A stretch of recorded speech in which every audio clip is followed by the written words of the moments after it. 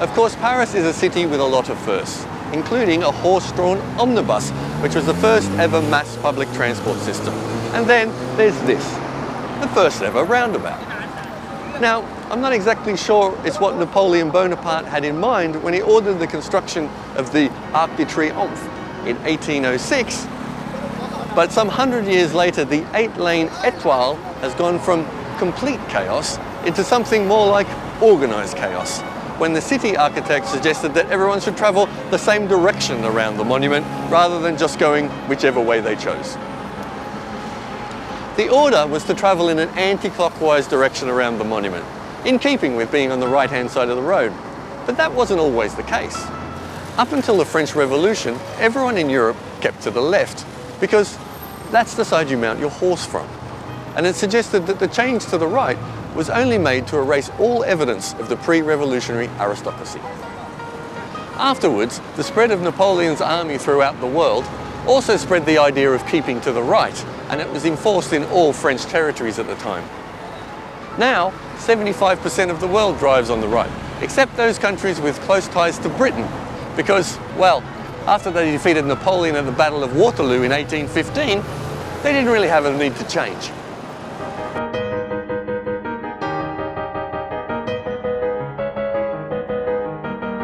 Whether you drive on the left-hand side or the right, there's always been an obsession with who can drive their car the fastest. And the world's first motor race competition was organised in Paris by Le Petit Jeannin on the 22nd of July, 1894. It started here in Port-Méon and finished some 126 kilometres away in Rouen, with 100 competitors paying the 10-franc entrance fee. The race was won by Jules Albert de Dion, with a race time of 6 hours and 48 minutes, and he clocked up a whopping average speed of 12 miles an hour. And so began the French and indeed the world's love affair with motorsport, and within 10 years the FIA was born, the organisation that would go on to become the world governing body, based right here in Paris.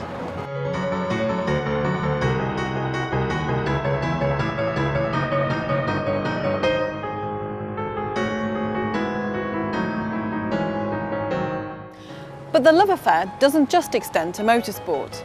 In Paris, there's pretty much a passion for almost everything. And with around 130 museums, you've got an opportunity to indulge any one of those. There's a museum for magic, medicine, law enforcement, hunting, maps, and even smoking. But Paris has the mother of them all, the Louvre.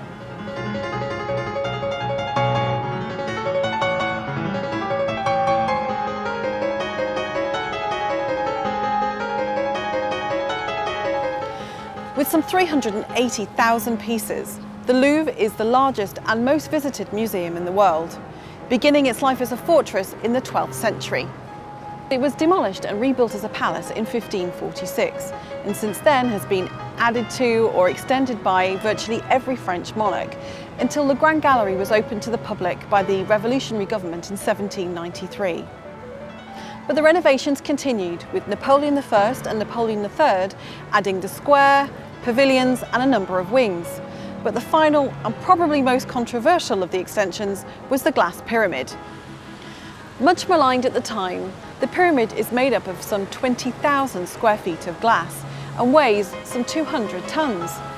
There's also a myth that it's made up of 666 panels and incorporates some ancient mysterious roseline.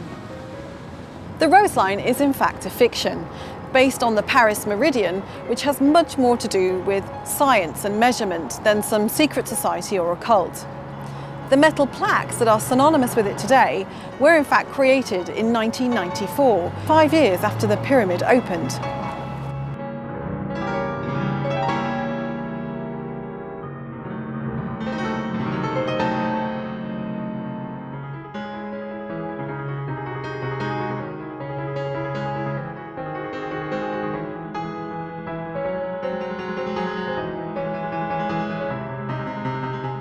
As probably the most recognisable street in the world, the Champs-Élysées is famous for being the finishing point of the world's greatest cycle race, the Tour de France. But Paris is also the destination of another great race that was first run in 1907 and is still being rerun today. When the Le Matin newspaper asked, now that man has a car, can he do anything and go anywhere, the Peking to Paris rally was born. Starting from the French embassy in what is now Beijing, only 5 of the original 42 entrants started, and the race went ahead even though it was officially cancelled. It took 2 months to cover the some 9,000 miles, and the race was eventually won by Prince Scipione Borghese. In fact, he was so confident of his victory, he took a detour for dinner in St. Petersburg along the way. Though technically not a race, we were definitely cutting things fine and needed to get a move on to have any hope of driving the 180 miles to Calais to catch our ferry to Dover.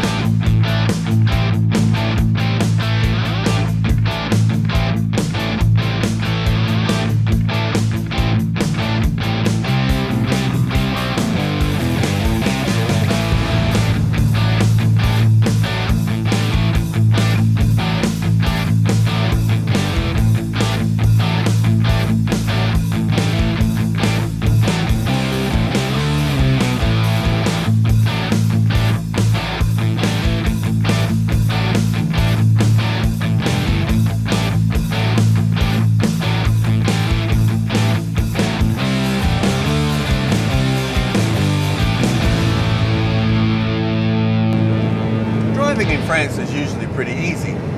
French drivers have fairly good lane discipline, and the roads are never really that busy.